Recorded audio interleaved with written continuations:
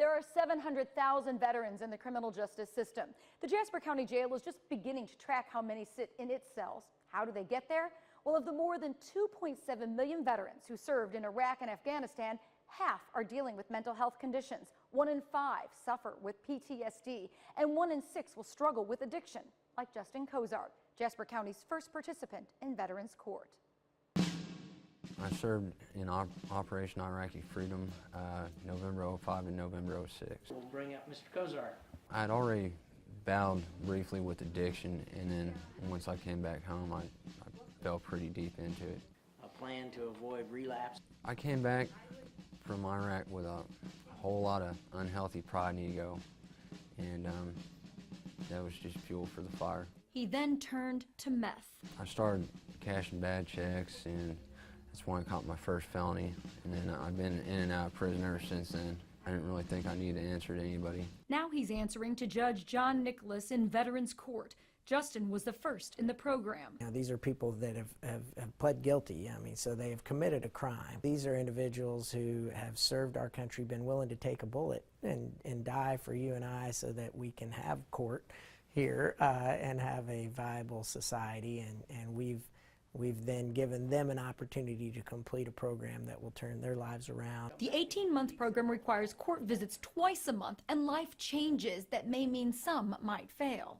It's a risk. That's why the prosecution is an important part of the program, because they have that hanging over their head, that if they're not successful, they do come back and face the criminal consequences for their conduct. Holding down a job or going to school full-time are requirements of the program, along with regular check-ins and drug screenings, things that Justin says have helped him be successful. Well, there's a high level of accountability. I have to make structured meetings twice a week. I have to report to my probation officer, and with that high level of accountability, it's harder for me to have a relapse. Like other treatment courts, they take a team approach. Besides the judge and prosecutor, Justin gets feedback and instructions from probation and parole and Veterans Affairs representatives. Focus on your recovery, and with more support from court administrators and Ozark Center therapists. There's a high co-occurrence of mental health issues and substance abuse issues.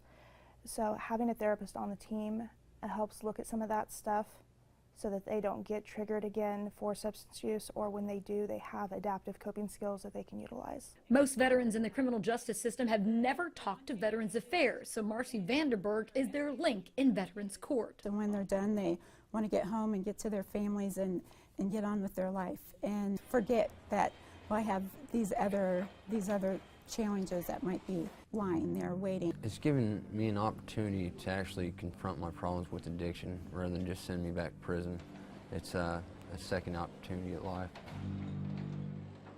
Jasper County has other treatment courts, drug court, mental health court, and DWI court. But Veterans Court has a unique approach that includes mentors who are helping make it work. Tonight at 10, we meet Justin's mentor and learn how their brothers in arms can help bring them back to society. Lisa Allegas, back to you.